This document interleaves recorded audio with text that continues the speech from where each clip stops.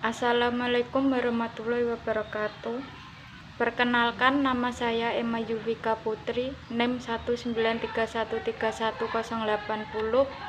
kelas 3C PIAUD, Fakultas Ilmu Tarbiyah IAIN Surakarta. Di sini saya akan menjelaskan tentang STPPA Sosial Emosional 5-6 tahun bermain dengan teman sebaya. Main dengan teman sebaya itu ada 3 manfaat, yaitu 1. Melatih komunikasi, 2. Melatih bersosialisasi, 3. Memperkaya pengalaman.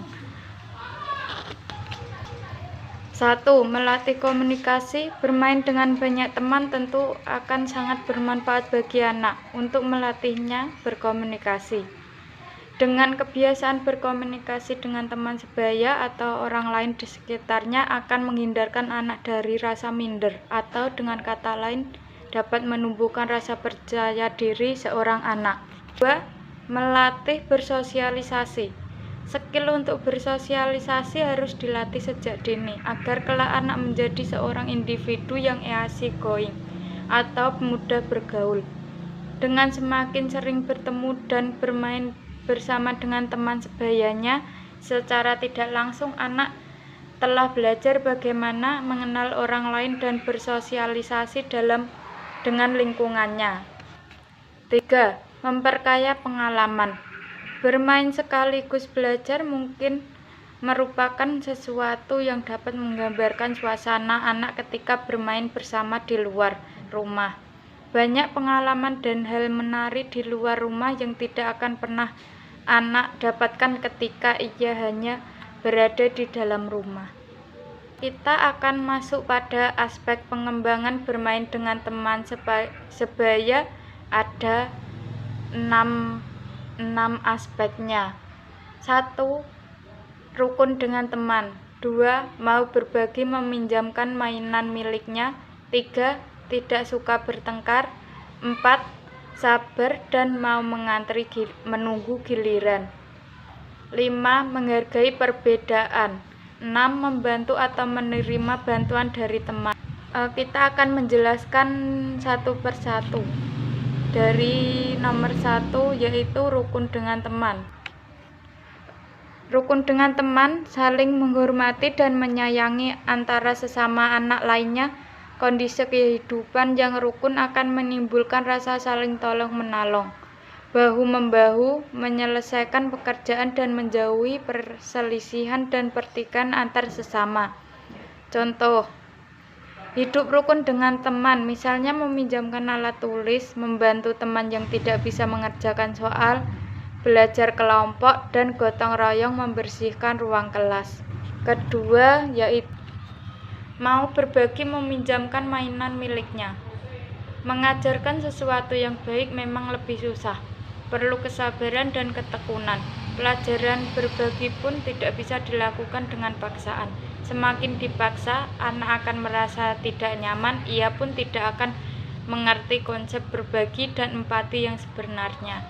Misalnya, ada anak lain yang menangis karena ingin meminjam mainan dari anak Anda. Lalu, Anda memaksa untuk meminjamkan mainannya. Meskipun pada akhirnya anak mau meminjamkannya, anak akan merasa bahwa barang miliknya telah direbut oleh orang lain. Perasaan tidak nyaman pun akan timbul setelahnya. Ajari anak pentingnya memahami perasaan orang lain. Jadilah teladan yang tidak bisa mendorong anak untuk berbagi. Di satu sisi, Anda memang harus menghormati sifat anak yang posesif, tetapi tidak lupa untuk terus konsisten mengajarinya untuk berbagi. Yang ketiga, yaitu tidak suka bertengkar. Agar anak tidak suka bertengkar, bantu anak untuk menyelesaikan masalah walau masih anak-anak. Bukan berarti mereka tidak bisa mengetahui mana yang benar atau salah. Anak-anak sebenarnya mengerti bahwa bertengkar itu perbuatan yang tidak baik. Anda bisa menjelaskan pada anak bahwa ada langkah penyelesaian masalah selain beradu mulut, menangis, atau memukul. Cobalah ajak mereka berdiskusi mengenai jalan keluar yang terbaik. Lalu amati dari jauh bagaimana anak Anda menerapkan solusi tersebut. Yang keempat yaitu sabar dan mau mengantri menunggu giliran. Ada 5 cara yang harus dipelajari. 1. Belajar untuk bersabar. Saat kita mengantri, kita diajarkan untuk belajar bersabar. Tidak hanya itu, kita juga jadi belajar untuk mengendalikan emosi serta keinginan kita. Bila belum waktunya, sebaiknya tetap dengan sabar ya, menunggu hingga giliran kita tiba. Yang kedua, menghormati hak orang lain. Biasanya orang yang lebih duluan datang adalah yang berhak mendapat giliran di depan. Nah, kita yang datang belakangan harus menghormati orang lain dan menunggu giliran selanjutnya. 3. Melatih kedisiplinan. Dengan mengantri, kita melatih kedisiplinan kita loh.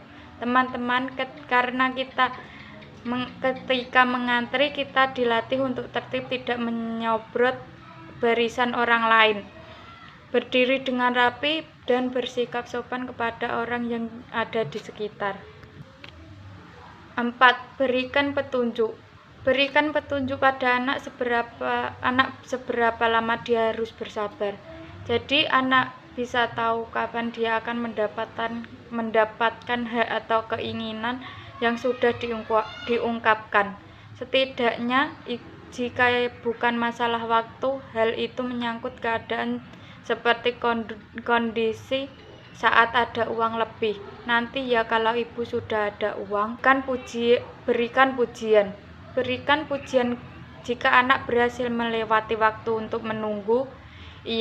Ini berguna karena pada umumnya anak suka dengan pujian, dan karena itu dia bisa mengulangi tindakan yang sama untuk mendapatkan pujian lagi dari orang lain, seperti halnya dengan tertawa karena tindakannya yang lucu. Yang kelima yaitu menghargai perbedaan. Menghargai perbedaan menumbuhkan tenggang rasa. Tenggang rasa merupakan sikap seseorang yang mampu menghargai dan menghormati orang lain baik secara lisan maupun perbuatan. Tenggang rasa adalah suatu sikap hidup dalam ucapan, perbuatan, dan tingkah laku yang mencerminkan sikap menghargai dan menghormati orang lain. Artinya, tenggang rasa merupakan sikap yang mencerminkan menghargai dan menghormati orang lain melalui ucapan, perbuatan, dan tingkah laku. Tenggang rasa memberi dampak positif kepada anak yang kurang memiliki prestasi dan bermasalah karena dapat membuat dirinya lebih percaya diri. Sikap tenggang rasa akan muncul jika positif sudah dibangun sejak dini bagi generasi muda. 6 yaitu membantu atau menerima bantuan dari teman. Konsep membantu bisa dikenalkan dengan mengajarkan anak bagaimana tolong-menolong. Kenalkan padanya bagaimana berempati pada orang lain. Ajak dia untuk peka terhadap lingkungan sekitar sehingga timbul kepedulian. Melalui kepedulian akan menumbuhkan empati di dalam dirinya dengan cara merasakan apa yang orang lain rasakan. Seperti saat bertemu orang yang kehujanan tanpa menggunakan payung. Beritahu anak untuk menolongnya dengan berbagi payung bersama agar orang itu tidak kehujanan. Ajak dia untuk belajar berinteraksi dan menawarkan bantuan. Dukungan sosial teman sebaya adalah suatu pemberian bantuan atau dukungan yang diberikan teman sebaya yang dapat dirasakan individu atau perceived support di saat yang diperlukan sehingga individu merasa dicintai dan dihargai oleh lingkungan sekitar. Sekian penjelasan dari saya. Apabila ada kesalahan, mohon maaf. Sekian dan terima kasih. Wassalamualaikum warahmatullahi